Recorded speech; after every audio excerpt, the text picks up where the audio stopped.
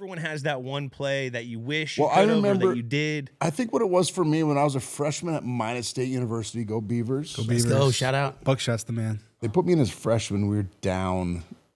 We're getting our ass kicked by Southwest Minnesota State or something. And they put me in, and I threw for like 4 touchdowns and 215 yards in the fourth quarter. And I was like, oh my God, I'm going to go pro. I'm going to go pro.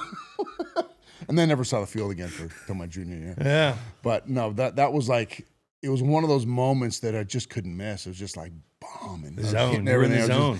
And that to me was like one of those moments that I just love sports. And you know those moments when you just get into that zone, you just can't seem to miss, whether it's basketball or golf or whatever it is. It just feels easy. Yeah. And that was one of those moments for me at Minot State. We had a good team. We went to, we were NAIA and we went to the Final Four, I think my freshman or sophomore year.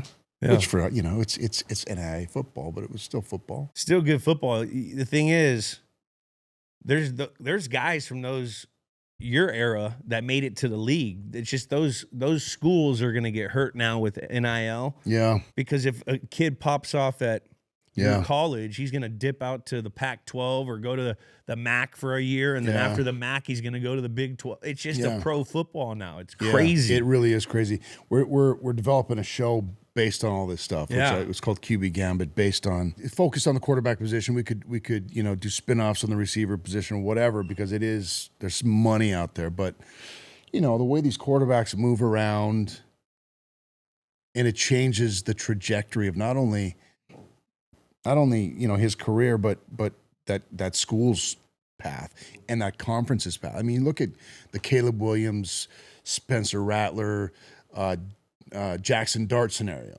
Yeah. Caleb went to Oklahoma, pushed Spencer to South Carolina. Then Caleb moved to USC, pushing Jackson Dart to Ole Miss.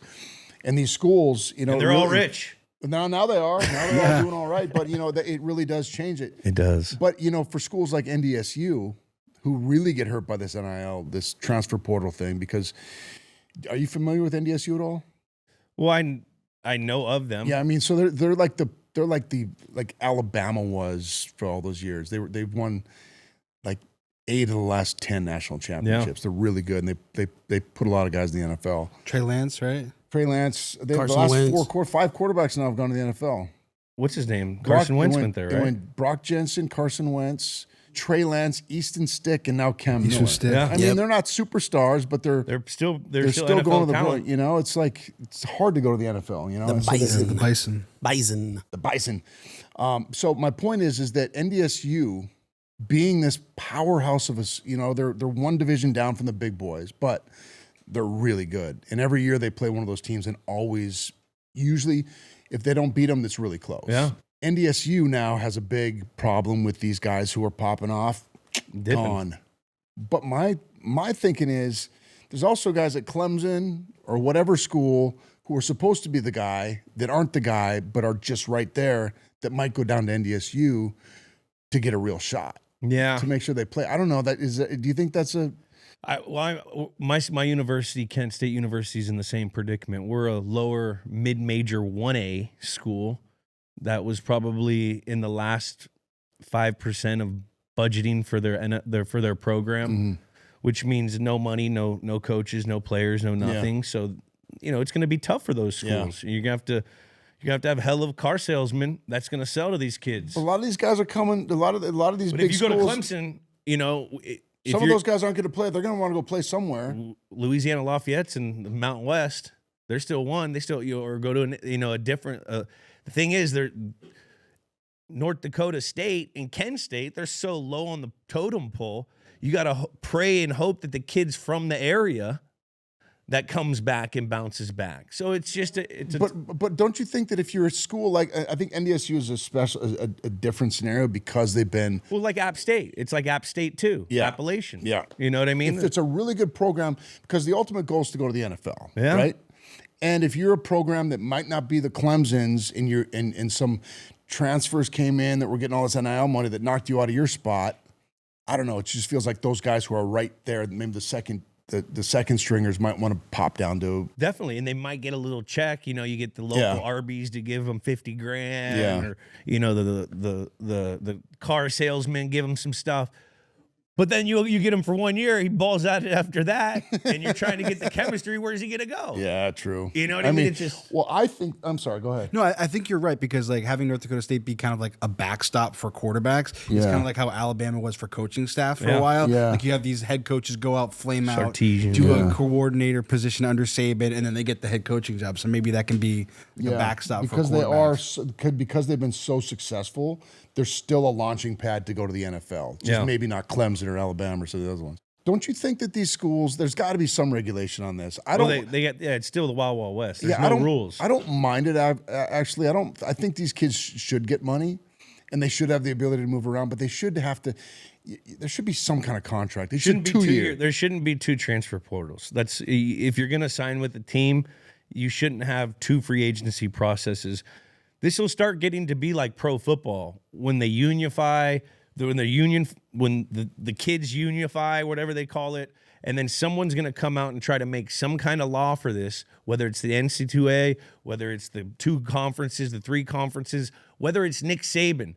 There's no laws to even break right now. Yeah. So these kids, if you're a kid, you do the same thing. You got to do what's best for you. But until there's laws made, but no one knows who's going to make the laws and no one knows who can enforce the laws because everyone's terrified of getting sued by, you know, the workman's whatever thing.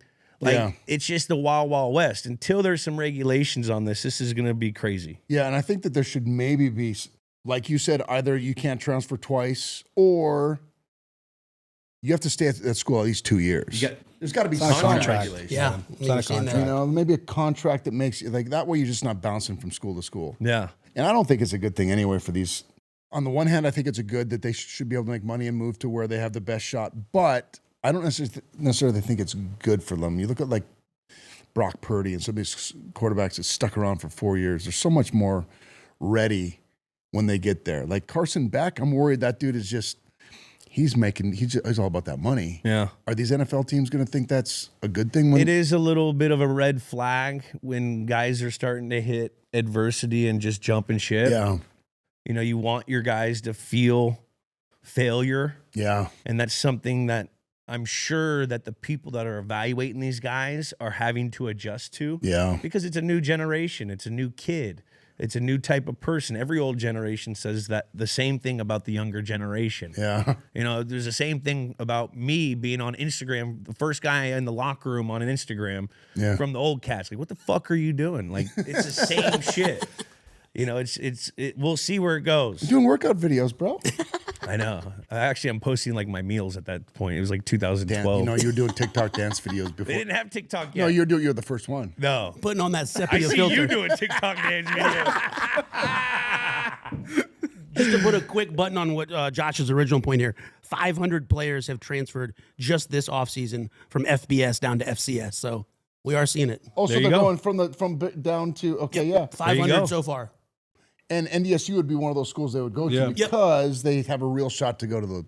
Tradition. That's that's just a theory, but I'm just wishful thinking. Dude, you're on the. No, You I gotta like you gotta that. pursue this scout thing, man. Right? You were on the money. We got to get you in there. Back to the scout thing, was there any like quarterback specifically you remembered that was like, that's going to be a guy, and then they went on to be someone that was good? Aaron Rodgers.